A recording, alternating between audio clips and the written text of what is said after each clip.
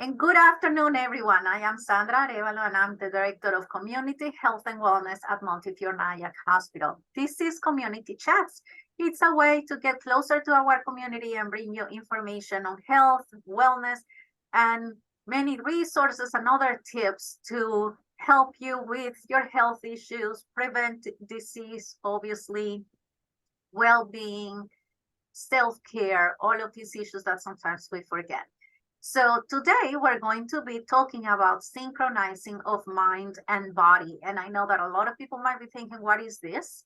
And might have a lot of questions. So because this is your space and we are here for you, I'm gonna invite all of our attendees, now that you're lucky to be joining us in the live event, to use the chat, to use the Q&A, and that way interact with us. We welcome all the comments, we welcome your questions, we welcome your own experiences on the topic, anything that you want to share with us. And again, we're going to protect your information.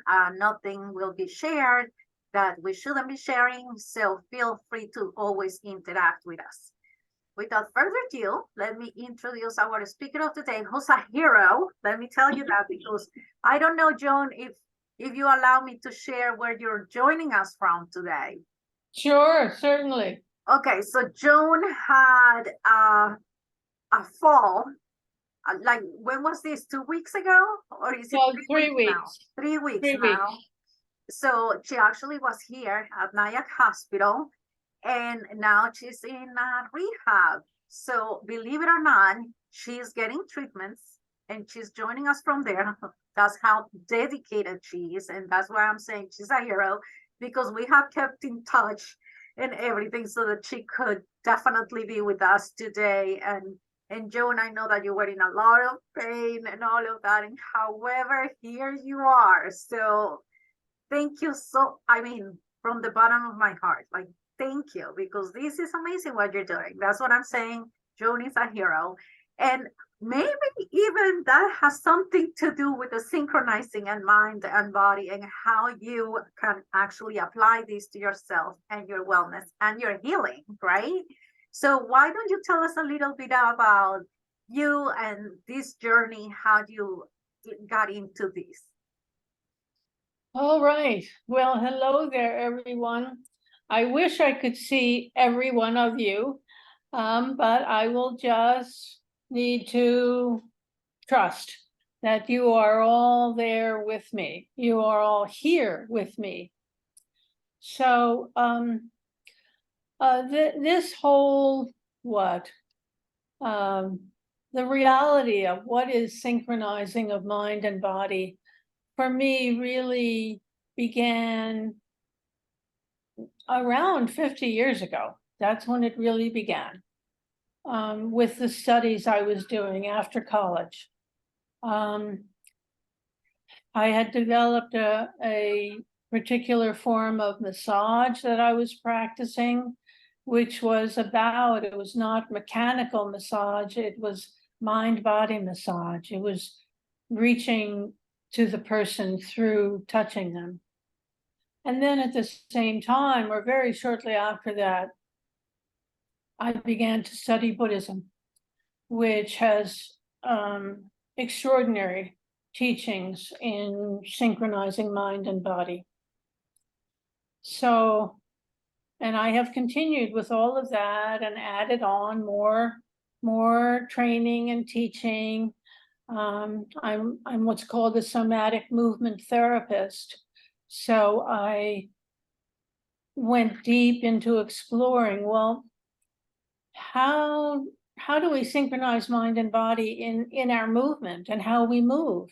Whether it's just as Sandra just did, she scratched her face, or sitting down in a chair, or opening a door, or putting on a shirt, or taking off pants, or sitting down on the john, anything at all, any level of movement, running, playing basketball, playing a musical instrument. It all requires a synchronizing of mind and body.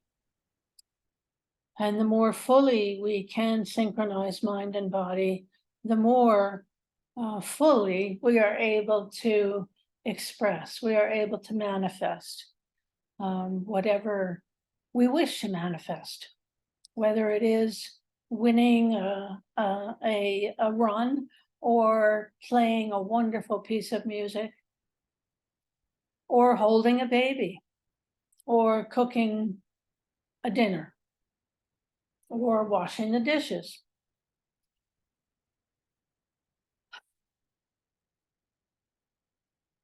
So this is our, what I call, it's our embodied world.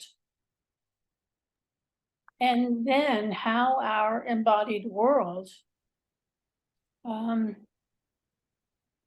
that is the way in which we connect with all the elements in our universe, whether it's, you know, the elements in the floor of your kitchen, or it's the elements in the tree or flowers outside your door, or it's the elements across on the other side of the planet, where it's pouring rain and it's going to be coming, for instance. And so then also how our embodied world, our ability to synchronize mind and body connects us. This is the way we connect with each other. Whether through our visual, you know, seeing each other, having eye contact, touching each other, shaking hands, hugging,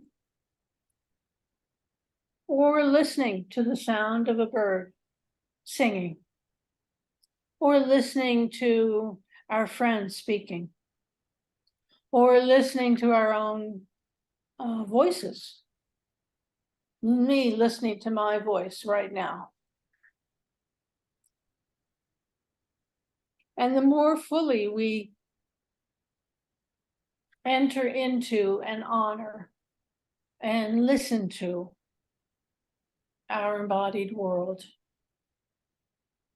the more fully we do that, it transforms our experience of our body as just something we happen to occupy as an object. It transforms body into the state of our living being.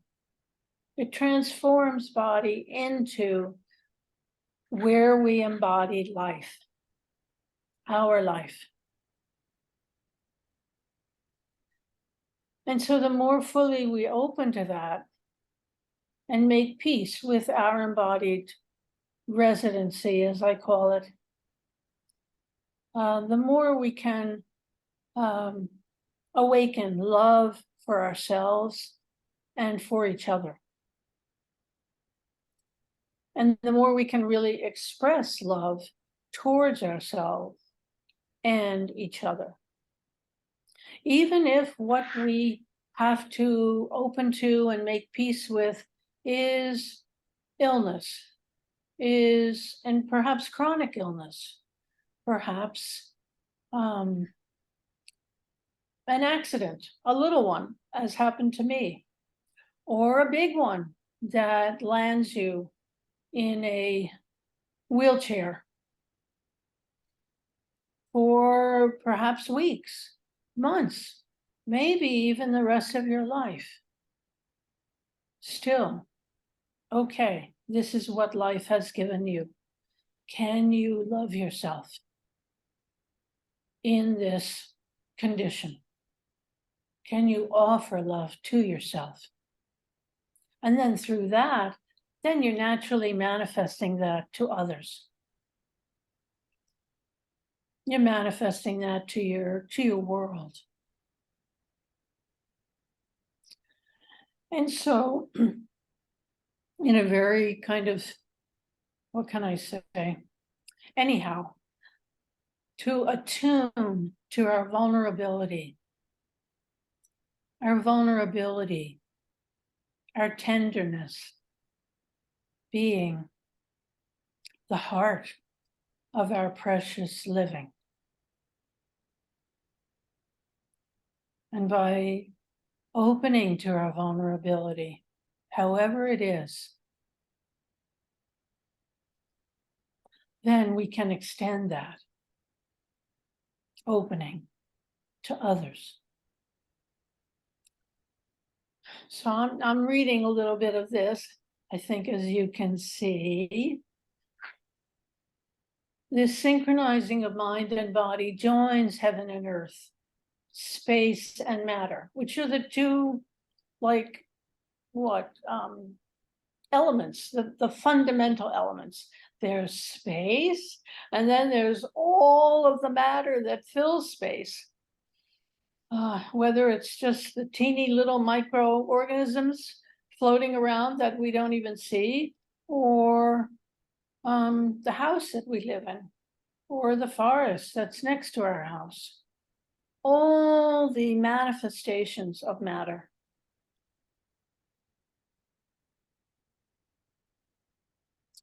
So we give our minds our ability to attend, our ability to feel, and our ability to know to our embodied reality. We have that capacity to give that to our embodied reality in every moment. And in doing that, we take refuge in the sensations, the feelings, the emotions that exist in our embodied sanctuary.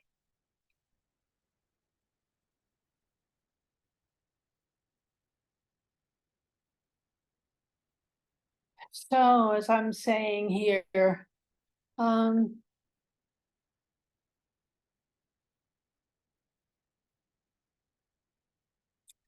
as we recognize, as we appreciate, as we open to the vast web of the connections within our body,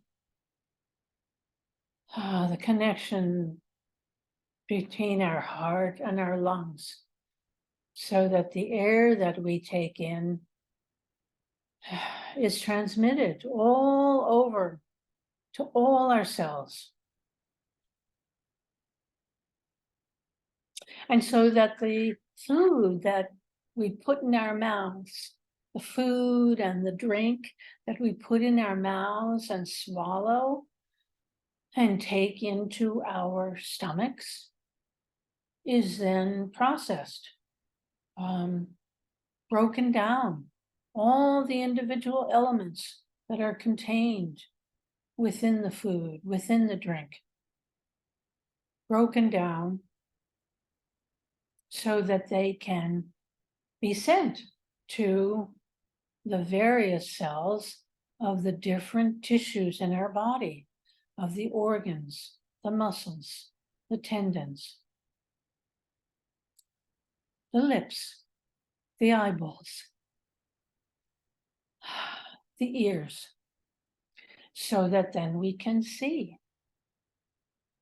then we can hear, then we can touch. And this is in all the different kinds of manifestations that there are on the planet. This is how things exist and thrive, and then perhaps don't thrive. You know, the minerals that are in the stones, the foods, the grasses, the trees, the insects, the elephants, your dog, the hummingbird, perhaps outside your window or in the forest, your kitty cat, your mama and papa, your children, friends.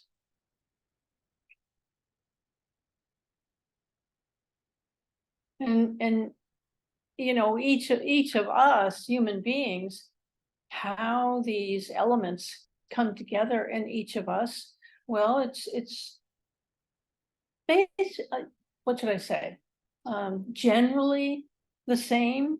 You know, most of us have lips and eyes and ears and hair and arms and legs and so forth, but each one of us is unique in how these various elements make up, and then manifest in our arms, our fingertips, our tongue, our lips, our hair. So I want to ask you just first to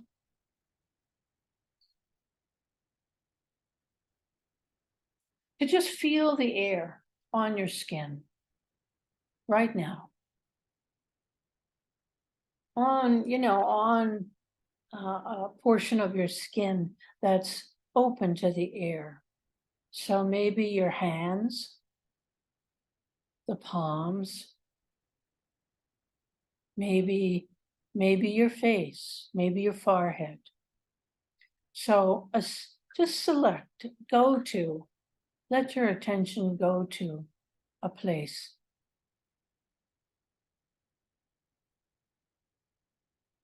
And simply feel the air.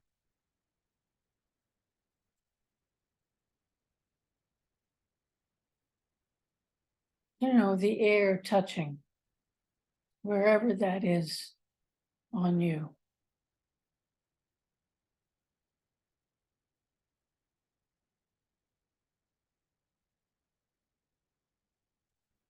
And then feel the floor underneath your feet. Or the chair underneath your buttocks. And just feel the texture of the floor. Is it smooth or is it soft? Is it warm? Is it cool? So the texture, the temperature. Same with the chair. Is it warm? Is it smooth? Is it bumpy? Is it soft? Is it cool? Whatever the qualities are under your buttocks and your feet.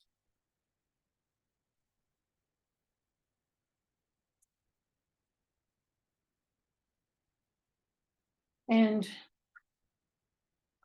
can you be at home with that feeling of the air on your skin?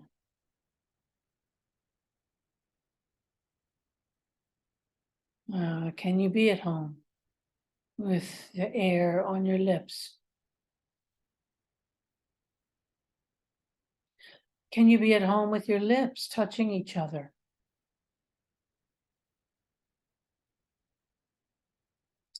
And maybe just, rub your hands a little bit. And just feel your hands as they are. Are they rough? Are they soft? Maybe they're tired also. Can you just feel them as they are and be at home with that?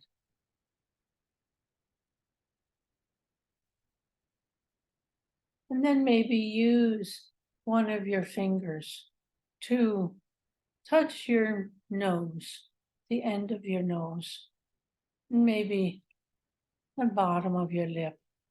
And just gently. Can you be gentle in touching yourself? And just to feel the shape of your lip and the tip of your nose and perhaps your forehead. Can you just appreciate this touching? Be present for the touching rather than just, I'm just touching myself again. What a pain that I have to do that again. Could you just feel it, be with it, be at home with it? Touch your hair. Maybe it's soft, maybe it's rough. And maybe you want to run your fingers through your hair.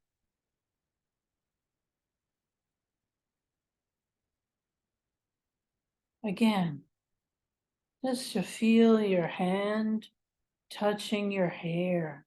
And when you touch your hair, then you're also, and if you put your fingers through your hair at all, well, then that kind of pulls on your scalp. So you're feeling your scalp, your hair, and your fingers.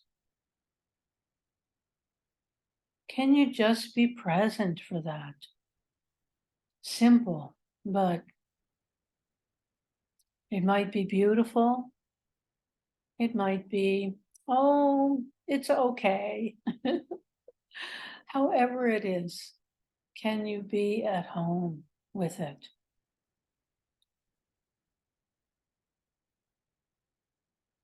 And if you found something rough or sore or dry,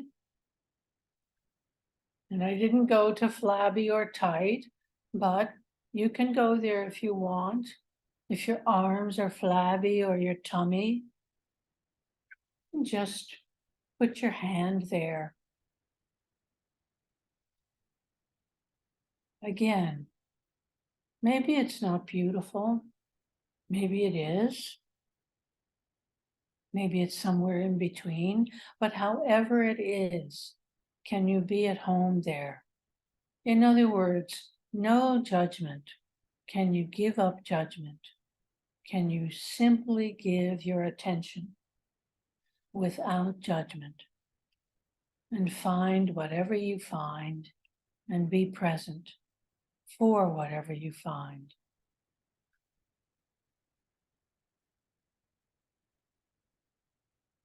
Acknowledge who you are right there. Appreciate who you are right there.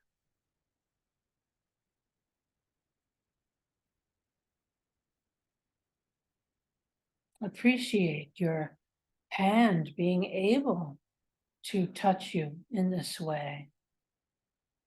And your forehead, tip of your nose, your lips, your tummy, your feet, your buttocks. How each of those pieces, parts of you, is alive right now and can receive the touch, can take it in. And I just want you to go on with this a little bit more. Go with it as you wish, but I want you to breathe with it. So, as you put your hand up here, to take a breath, to let that touch of your forehead or your lips awaken your breathing. Let the feel of the floor on the sole of your feet. Let your breath go to that. Let it awaken your breathing.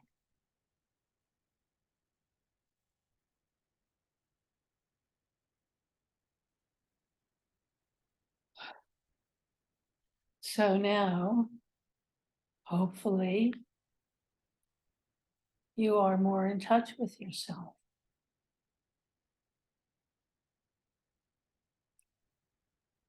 You're maybe breathing a little more fully, a little more awake.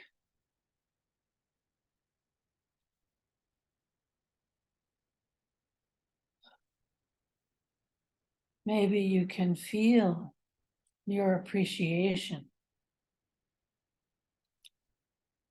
of each of these parts of yourself and your ability to feel, your ability to pay attention, and then to feel whatever the qualities, all the qualities, coolness, warmth, heat, roughness, dryness, smoothness, hardness, and so many, many more. And just now also recognize,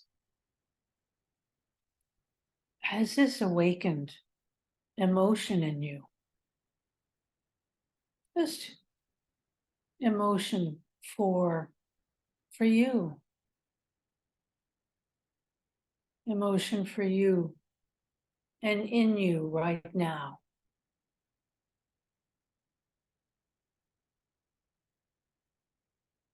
And how that emotion is like a movement. Each of these actually are movements of energy.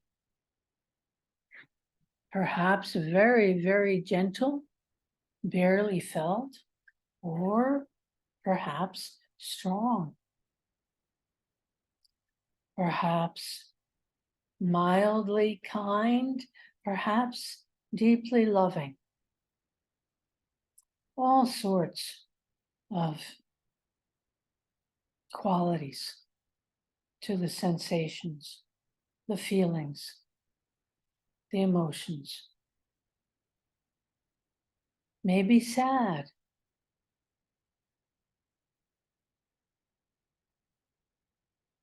You know, maybe sad just for something that was inside you that you hadn't really felt, that's now come up. Something happened this morning, perhaps yesterday, or perhaps some anger you've been holding in, not being willing to recognize.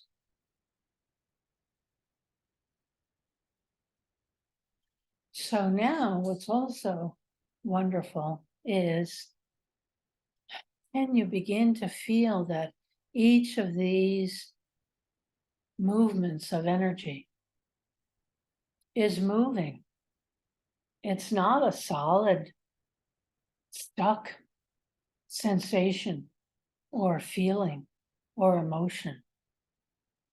If you allow it to wake up, if you open to it and acknowledge it without judgment,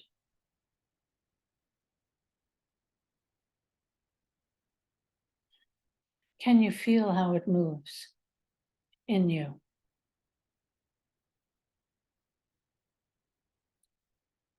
How that sadness moves, maybe through your eyes.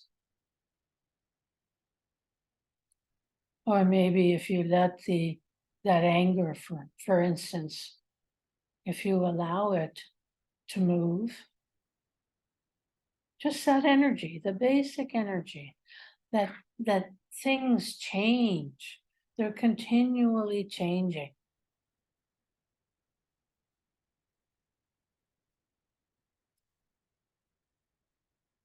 If we allow it, if we touch it, acknowledge it, allow change to happen, instead of holding on to it tightly and justifying it, judging it.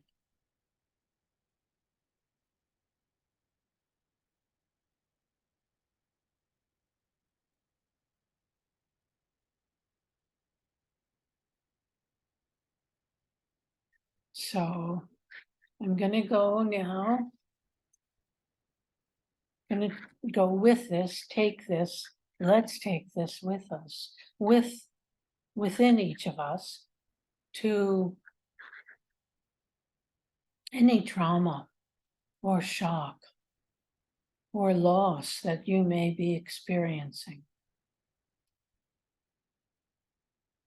And I want to start with that in just giving you a little bit about what happened to me when I fell.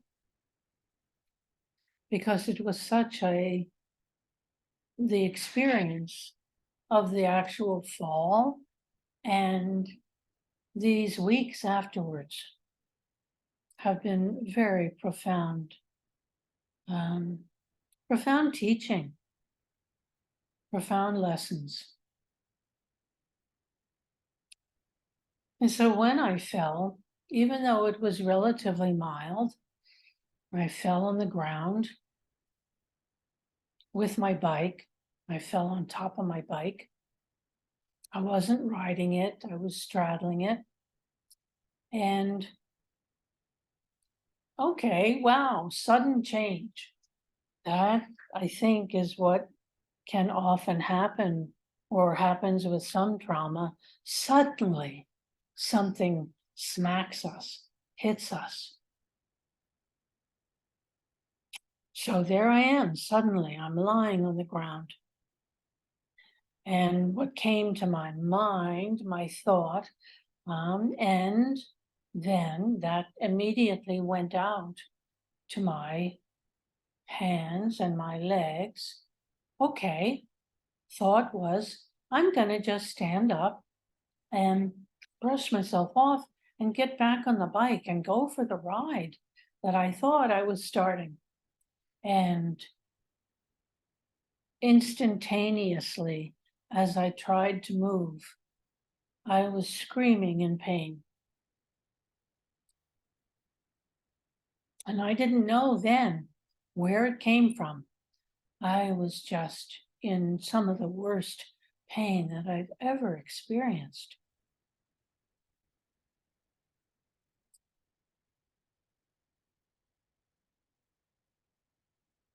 So just even that, and then across these weeks, what the profound lessons that came to me was the sudden loss of what I had been counting on. For me, it was the loss of support from gravity. Bam, I'm over on the ground. Loss of support from a piece of furniture falling out from underneath us. Loss of support from a human being who's no longer in our lives. So, and so many, many different manifestations of loss. And then the pain of that loss. And that pain can be gradual, sudden, intensely painful right away, or just going on and on and on and on.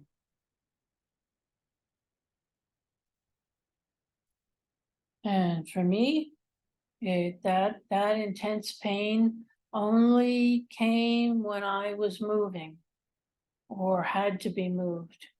Otherwise, my leg was pretty okay. Mild pain, but screaming pain if I moved that leg at all. So pain has so many, many different manifestations. The pain of any kind of trauma. And the way in which, of course, that pain is intensified, or the pain of the loss then combines with any of the physical pain, the heart pain. And then how that often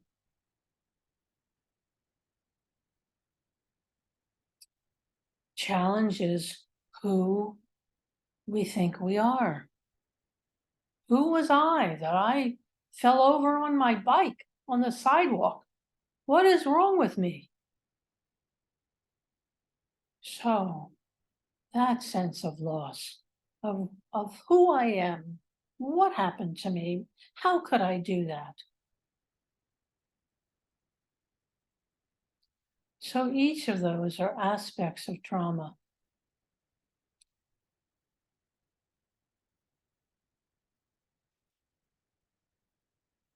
And I'm sure you each have experienced each of those.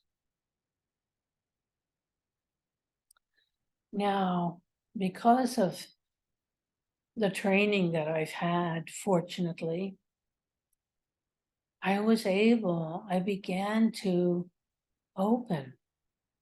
I began to open to the loss, to the physical pain,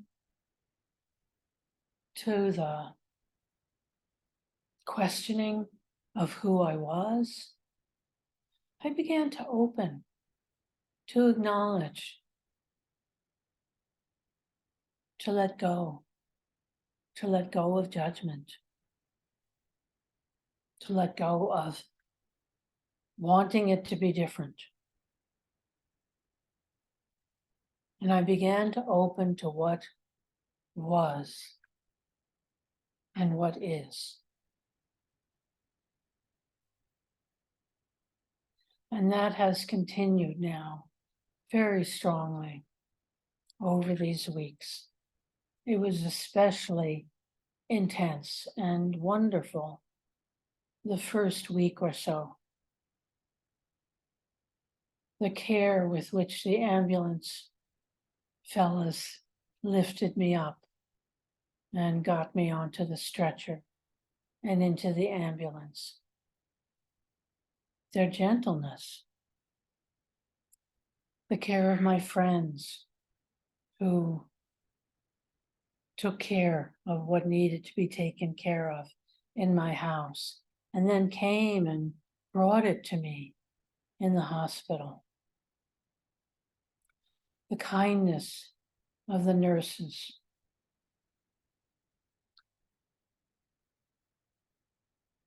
And also opened to, and this has happened here more, where I've been for 2 weeks, the stresses, the strains that especially the aides go through every day. And how that can sometimes come on me, come on you, from whoever might be taking care of you in a hospital bed or at your kitchen table. I've been able to open to their pain, their stress, and do what I can to offer kindness to them. To say, hi, how are you today? How's it going? And also to say, could you apologize for what you just said to me? So a big gamut of offerings that I've been able to share.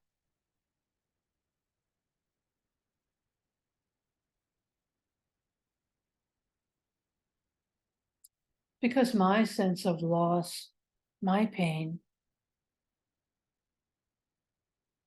opened me, connected me to others, to their joy and their pain and their kindness.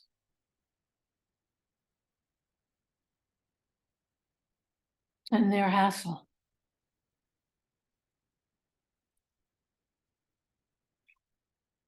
So my understanding, but I'm not sure because Sandra is not here right now. I thought that there was going to be time for some questions, Yes, if there are. So So we, let's go for that. yeah, definitely. So we can take questions from any of our attendees. And in the meantime, Joan, you were saying how, this connection, and I'm having to say, I feel so relaxed right now. And that exercise that you did, touching your nose, your forehead, it's like feeling the air. I really never pay attention, or I guess we never pay attention to those things. And I feel that especially now where we do a lot of things virtually, so they are kind of real, but they are not, right? Like this interaction that we are having is kind of real. It's a little surreal. Um, during a meeting, but you're doing a million things, at least I know I am, listening to meetings and working at the same time, or you can be cleaning the house and listening to music. And I feel that we are getting into an era where we're multitasking so much, technologically or not, that we're never in the moment itself. I can be cooking, but I'm cooking and talking on the phone and trying to talk to my daughter about her homework. And it's like we're doing 3-4 things all at the same time. So how can we do this mind body connection and at the same time achieve everything that we need to achieve? Because for some reason I feel that the days get shorter and shorter, right? They used to have 24 hours and now it seems like it's only 8 hours. It's so much that we need to do, and I think that's part of that issue of multitasking and trying to do a lot of things at the same time. So what recommendation do you have for us who wanna accomplish a lot of things, but at the same time be able to take care of ourselves and achieve this mindfulness? Okay. Well, one suggestion, recommendation is that you each select, to start, you select one activity that you do regularly. It might be putting on your clothes. It might be cooking. Cooking generally takes longer than putting on your clothes. It might be washing your face and brushing your teeth, or taking a shower, but just one activity. To select that one activity as, okay, I'm going to practice this with that one activity. So you don't do a heavy duty number on yourself. I've got to do this all the time. You start with one activity. And it's an activity that it's a daily activity. I would say daily.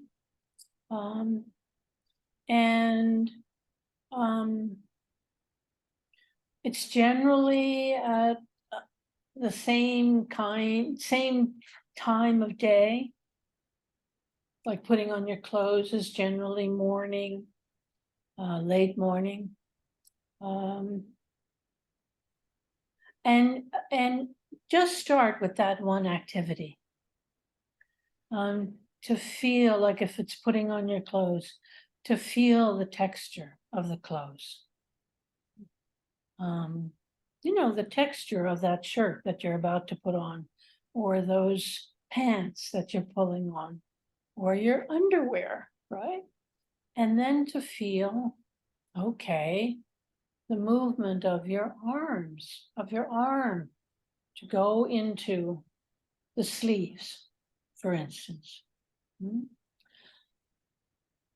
And so there you're feeling the movement of your arms, your fingers, maybe, how your hand has to be to get through the sleeve.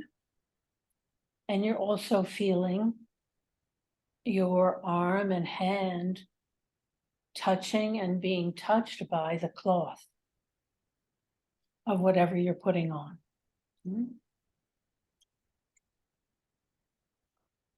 With cooking, for instance, now that's generally more time consuming, and it's more, I would say it often is, or perhaps only sometimes is, more complicated than putting on clothes. So it might be, maybe it's better to start with something simple, like putting on clothes, washing your face, brushing your teeth. A very simple daily activity. And as this comes, and you appreciate it,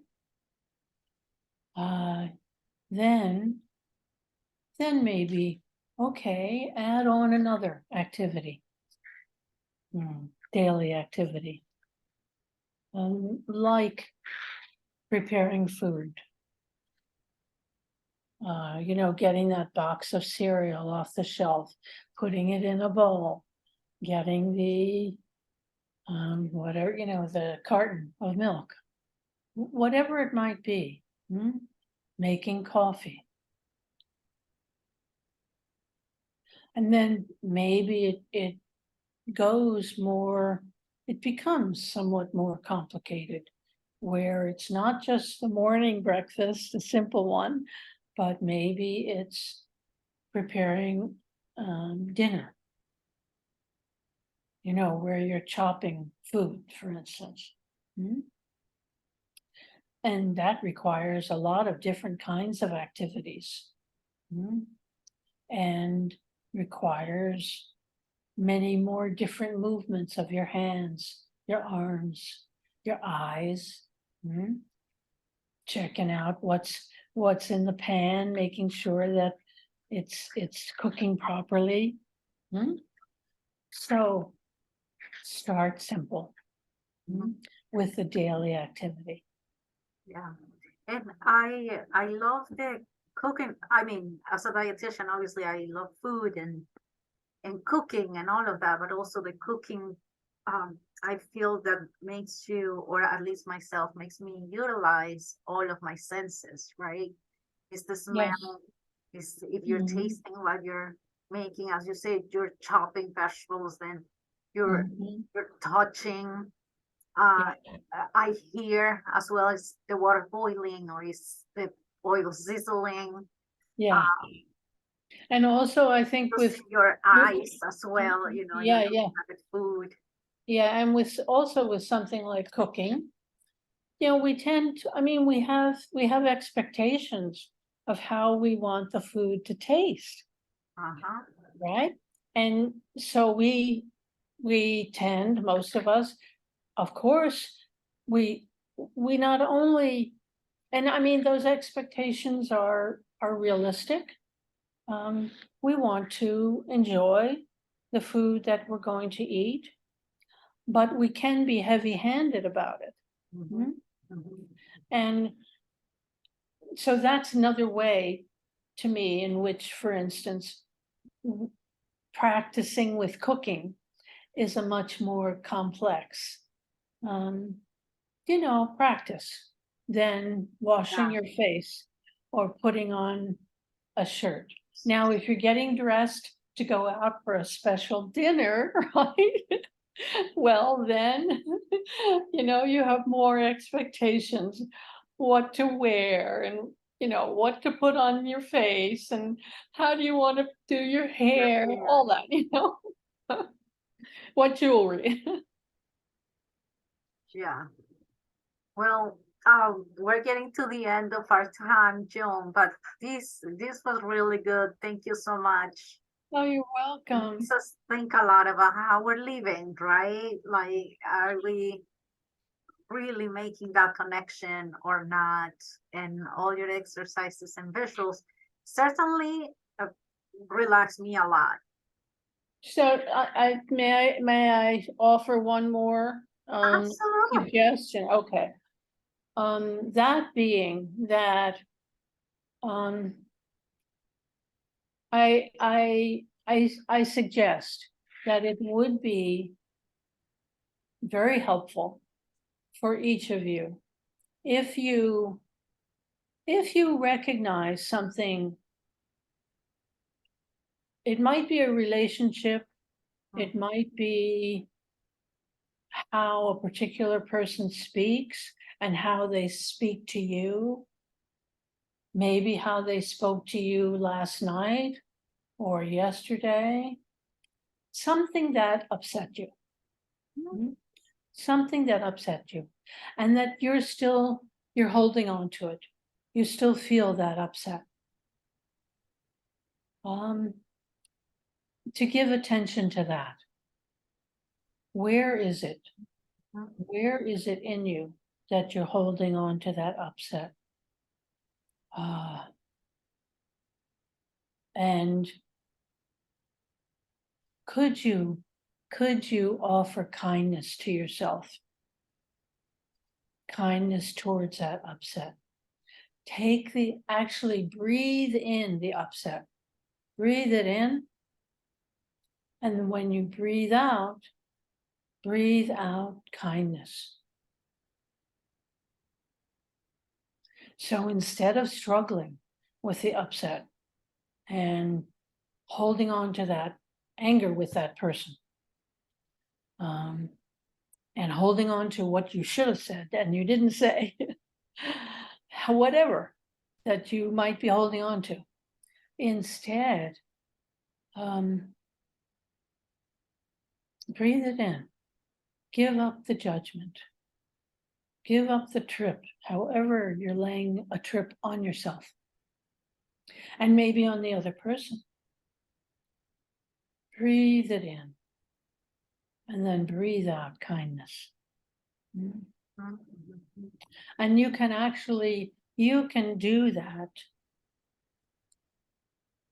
when you're actually perhaps talking with that person or some person, and you're having a difficult conversation, or they're just expressing stuff that's difficult to take in. Okay? Try it right then to just breathe it in, because it's already alive in you. It's already touching you, right? It's in your belly already. So actually breathe it in and then breathe out kindness. So you're awakening the kindness in you towards however you're feeling that person's pain. And then you're also offering kindness to that person. You may not say anything, but you may just ease. And you can settle with who that person is right now. Yeah, that's a good one. I think that we all go through that at least once a day. Oh my goodness. At least. So that's a good one. Yes, Joan. Well, we thank you enormously, and we wish you very prompt recovery. I want to see you out and around and about and everywhere, walking Absolutely. Yeah. doing well. Yeah. And thank you for doing this. Oh, you're welcome. I'm so happy. I really, when I realized, oh gee whiz, I'm gonna be in rehab. Yes, let me do it right there and then. we're trying to keep you entertained over there and doing something useful. Yes, For the community, absolutely. not Yeah, just for you. because this gives me joy, Yeah. right now. It gives me joy. It's delightful to offer this to you. Yeah, and maybe you could start doing it also for some of the people who are there with you, talk to the director there. We'll see. Well, thank you, Joan, and to all of our attendees, thank you for joining us. And You're welcome. next week, We're going to be talking about partial knee replacement. So a little bit more clinical we're gonna get. And for all of those of you who are suffering from your knees and maybe you're thinking about what the treatment needs to be and if you need surgery, things like that, you know, all about knees. Next week, we're going to be looking into that. And obviously, we're going to have a knee surgeon with us discussing all the different issues for the knee. So you're welcome to join us next week. Oh, And, thank you. So yeah. you'll send me the link. I'll send there you and everyone else the link. And Okay. well, I'll be sending by Monday. Maybe tomorrow. I'll be sending the link to the recording too. So if you like it, feel free to share. Oh, all your wonderful. friends, Wonderful. family, neighbors, anyone. Yeah, yeah. So Yeah. thank you so much, everyone. And I'll see you Thank next week. you. And you have a wonderful day, all of you. So what do? Do I stop share? Yeah, you can stop share. And if any of our attendees would like to answer a poll that we have, that would be really nice. It helps us Okay. to evaluate the session. Yes. Okay, very good.